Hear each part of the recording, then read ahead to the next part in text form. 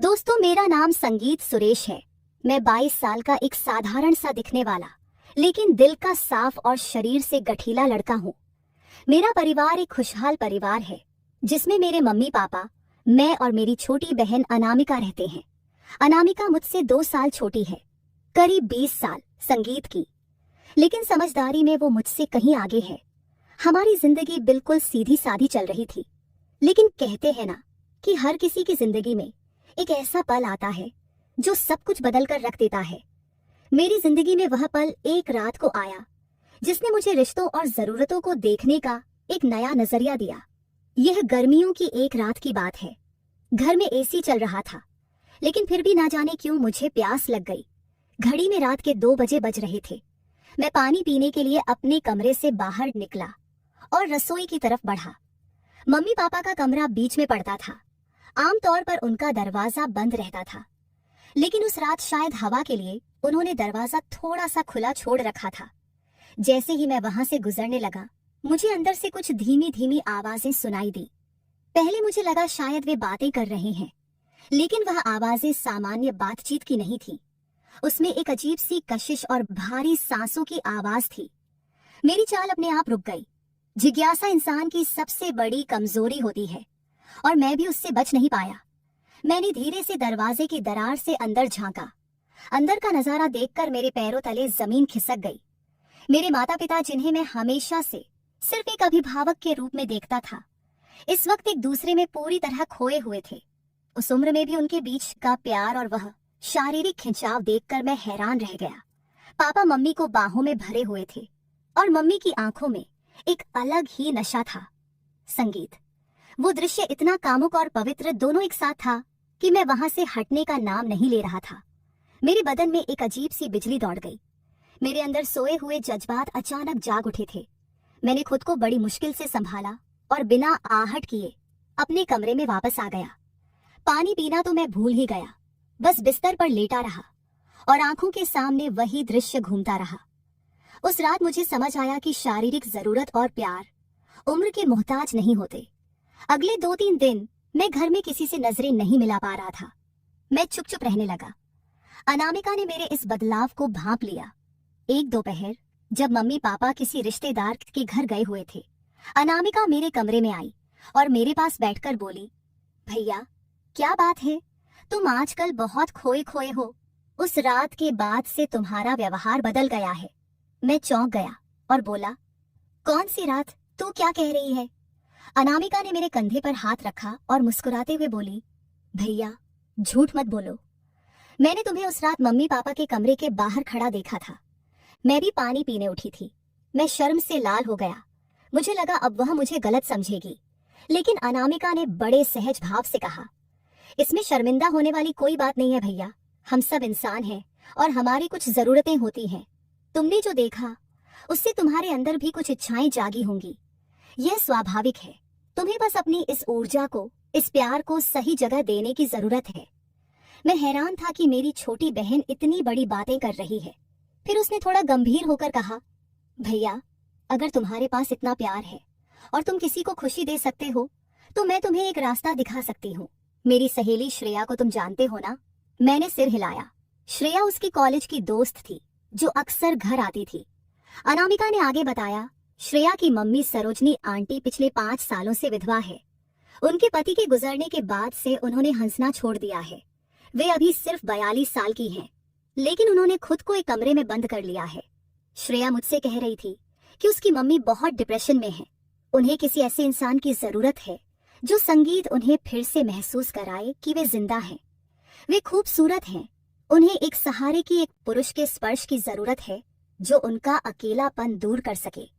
अनामिका की बातों ने मुझे सोचने पर मजबूर कर दिया। उसने कहा, भैया तुम सरोजनी आंटी की मदद कर सकते हो। तुम में वो आकर्षण है और वह समझ भी। क्या तुम एक उदास चेहरे पर मुस्कान लाओगे? मैंने थोड़ी झिझक के बाद हामी भर दी। अगले दिन योजना के मुताबिक मैं श्रेया के घर गया। श्रेया ने मुझे पहले ही बता दिया था कि वह बहाने से घर से बाहर चली जाएगी। जब मैं पहुंचा तो श्रेया ने दरवाजा खोला और मुझे ड्राइंग रूम में बिठाया। थोड़ी देर बाद सरोजनी आंटी बाहर आई। उन्होंने सफेद रंग की सादा साड़ी पहनी हुई थी। चेहरे पर कोई मेकअप नहीं था, बाल रूखे से बंधे थे, लेकिन उनकी प्राकृतिक सुंदरता छिपने पर भी नहीं छिप रही थी। उनका भरा हुआ बदन और तीखे नैन नक्श उदासी के बावजूद मन मोहने वाले थे। श्रेया ने कहा, मम्मी, ये सुरेश है, अनामिका का भाई। हमारे सिंक का नल खराब है, प्लम्बर मिल नहीं रहा था, तो मैंने इसे बुला लिया, यह ठीक कर देगा। फिर श्रेया ने मुझे इशारा किया और बोली, मैं जरा सब्जी लेकर आती हूँ, तुम लोग देखो। श्रेया के जाने के बाद घर में सन्नाटा पसर गया। मैं रसोई में गया और नल ठीक करने का नाटक करने लगा। सरोजनी आंटी वहीं पास खड़ी मुझे देख रही थी।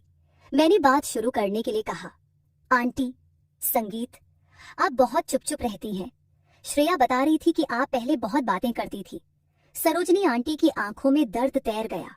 वे बोली, बेटा, जब जीवन का साथी ही नहीं रहा तो बातें किससे करूं?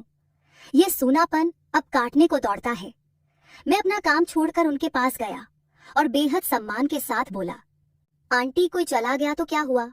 आपकी जिंदगी तो खत्म नहीं हुई ना। आप अभी भी इतनी सुंदर हैं, इतनी आकर्षक हैं। आपको ऐसे मुरझाए हुए देखकर किसी का भी दिल दुख जाएगा। मेरी बातें सुनकर वे चौंक गईं, जैसे सालों बाद किसी ने उनकी तारीफ की हो। उन्होंने मेरी आंखों में देखा और पूछा, क्या मैं सच में अभी भी सुंदर हूँ? मैंने उनकी आंखों में झांकते हुए कहा, आंटी, आप बहुत हसीन हैं।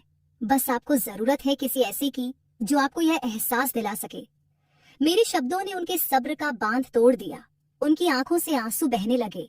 मैं आगे बढ़ा और उन्हें धीरे से गले लगा लिया। पहले वे हिचकिचाई, लेकिन फिर मेरे सीने में मुंह छिपाकर रोने लगी। मैंने उनकी संगीत पीठ सहलाई और उन्हें चुप कराया। वो पल बहुत भावुक था। रोते रोते उन्होंने अपना सिर उठाया और मुझे देखा। हमारी नजरें मिली और उस पल में दर्द की जगह चाहत ने ले ली। मैंने धीरे से उनके आंसुओं को पछा और उनके चेहरे को अपने हाथों में लिया। वे मेरी छुअन से सिहर उठी। उस दोपहर उस बंद घर में मैंने सरोजनी आंटी के जीवन में वो खुशियां भर दी जो 5 साल पहले खो चुकी थी। हमने एक दूसरे के साथ वो सुकून महसूस किया जिसकी उन्हें और मुझे दोनों को तलाश थी। शाम को जब मैं उनके घर से निकलने लगा तो सरोजनी आंटी का चेहरा बदला हुआ था। उनके गालों पर लाली थी और आंखों में एक नई चमक। उन्होंने मेरा हाथ पकड़कर कहा, सुरेश, तूने आज मुझे नई जिंदगी दी है। मैं तेरा यह एहसान कभी नहीं भूलूंगी। तू आता रहेगा ना? मैंने मुस्कुराकर वादा किया और घर लौट आया। अनामिका ने मेरा चेहरा देखकर ही सब समझ लिया और मुझे थम्स अप दिखाया। इसके बाद तो मेरा सरोजनी आंटी के घर जाना आना लगा रहा। हम अक्सर मिलते और वह अपना सारा अकेलापन मेरी बाहों में भुला देती। अब वे सजने संवरने लगी थी। उन्होंने फिर से रंगीन साड़ियां पहनना शुरू कर दिया था। यह बदलाव देखकर श्रेया बहुत खुश थी। लेकिन यह कहानी यहीं खत्म नहीं हुई। सरोजनी आंटी की यह खुशी उनकी सहेलियों से छिपी नहीं रही। करीब 1 महीने बाद एक दिन सरोजनी आंटी का फोन आया। संगीत, उन्होंने कहा, सुरेश, आज शाम को घर आ जा, तुझे किसी से मिलवाना है। मैं पहुंचा तो देखा कि सरोजनी आंटी के साथ एक और महिला बैठी थी। वे सरोजनी आंटी की हम उम्र थी, लेकिन काफी मॉडर्न और स्टाइलिश थी।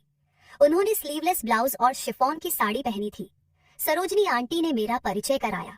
सुरेश, यह मेरी बचपन की दोस्त रोहिणी है। रोहिणी आंटी मुझे ऊपर से नीचे तक देख रही थी।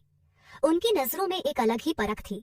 सरोजनी आंटी ने शर्माते हुए कहा, सुरेश, रोहिणी ने मुझसे पूछा कि आजकल मैं इतनी खुश क्यों रहती हूँ। मेरे चेहरे पर यह ग्लो कैसे आया? मैंने इससे कुछ नहीं छिपाया, सब बता दिया। मैं थोड़ा झेप गया, लेकिन रोहिणी आंटी ने हंसते हुए कहा, अरे शर्माओ मत हैंडसम। सरोजनी की किस्मत अच्छी है जो उसे तुम मिल गए। मेरे पति तो दुबई में रहते हैं, साल में 1 बार आते हैं। मैं भी यहाँ इस बड़े घर में बोर होती रहती हूँ। फिर रोहिणी आंटी ने अपनी कुर्सी सरकाई और मेरे थोड़ा करीब आकर बोली, सरोजनी कह रही थी कि तुम बहुत अच्छे से ख्याल रखते हो, बहुत सुकून देते हो। क्या तुम अपनी इस आंटी की भी मदद करोगे? क्या मेरे संगीत अकेलेपन को भी दूर करोगे? मैं सरोजनी आंटी की तरफ देखा।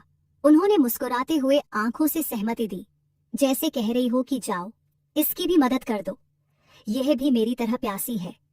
मैंने रोहिणी आंटी का हाथ अपने हाथ में लिया और कहा, आंटी या संगीत, अगर आप चाहें तो मैं आपकी हर उदासी दूर कर सकता हूँ। रोहिणी आंटी की आंखों में चमक आ गई। उस शाम सरोजनी आंटी खुद किसी काम के बहाने बाहर चली गई और मुझे संगीत रोहिणी आंटी के साथ छोड़ गई। रोहिणी आंटी सरोजनी आंटी से ज्यादा बिंदास थी।